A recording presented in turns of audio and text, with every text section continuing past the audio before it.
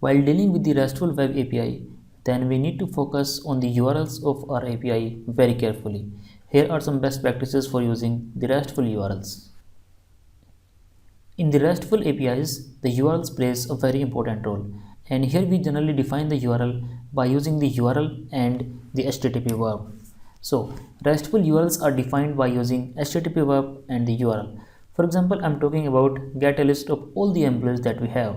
So here we need to use the get HTTP verb and we need to use a URL. By combining both of them, we will have a RESTful URL. Let's focus more on the get URLs. If we are expecting some data from the API, then we generally use the get. Let's say we want to return the list of all the employees. Then for the HTTP verb, we will use get and the URL will be domain.com, whatever domain you have for the website, and then the employees. Over here you can notice that we are using the plural employees. I have seen some of the developers that generally use singular version over here, but I always prefer to work with the plural version, so I would always recommend to go with the plural. Let's assume that you have deployed your API application under a directory, and for there we have domain.com/application API, something like that. Then do not worry about that. The common part will always be there, but the main focus is employees.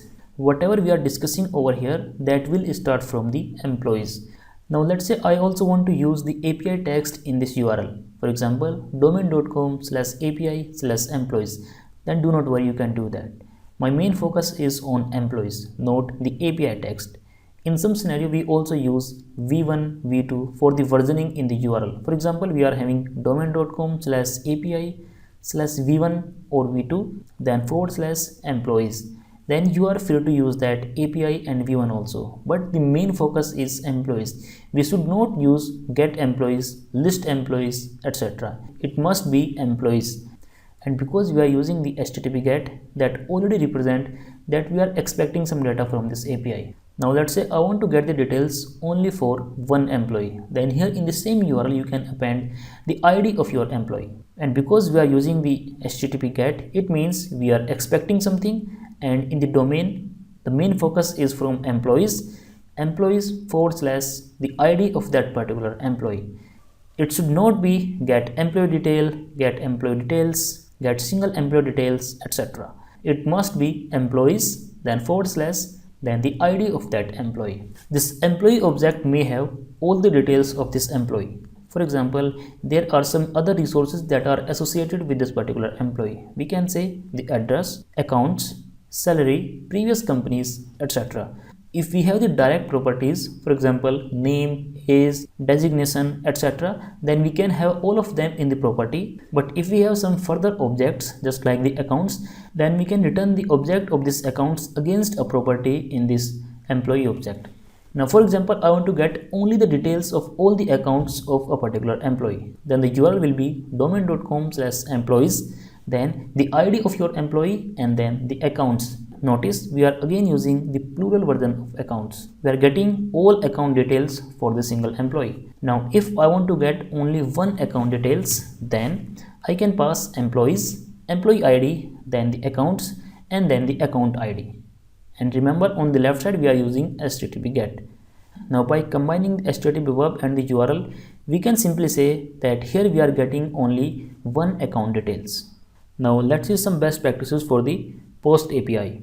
Let's say I want to add a new employee in the application. In this scenario, the URL will be employees. You do not have to write it like add employee, add new employee, something like that. No, you simply use employees, and here the verb will be post. So by combining the HTTP verb and the URL, we will have a proper URL, and the details of the employees we will send in the body. Let's say there are 10 properties in the employee object. We can send all of them 10 properties in the body, but the URL will be only the employees. Now let's say I want to add one single account against any employee. Then the URL will be domain.com/employees, then pass the ID of that employee and use the accounts. Here there is no need to write like add new employee account, nothing like that. You can simply use employees, the ID of that employee, and the accounts. And remember, we are using the post HTTP verb. If you have noticed in the previous slide, we are also using same URLs to get the details of the employee and employee accounts. But over there, the HTTP verb was HTTP GET. Here we are using POST. And the combination of the verb and the URL, that must be unique for a particular resource. The details of the accounts you can send in the body of the request. Now let's say you want to update some resources. For example, I want to update some details of an employee. In this scenario, we can send the employee ID in the URL and all other details we can send in the HTTP request body. Again, let's say I want to update the account of a particular employee. Then here the URL will be domain.com/employees, then the employee ID, then accounts, then the account ID. And the details of the account that we need to update, we will send all those details in the body of the request. And remember, to update the resource, we use HTTP put or HTTP patch. Now here are the URLs to delete the resource. Let's say I want to delete an employee from the application. Then I can use HTTP delete verb. Then the URL will be domain.com/employees and then the employee ID. If you have noticed that we are using same URL for almost all the operations, the existence of this HTTP verb, that makes a difference. So we have to combine both of them very carefully.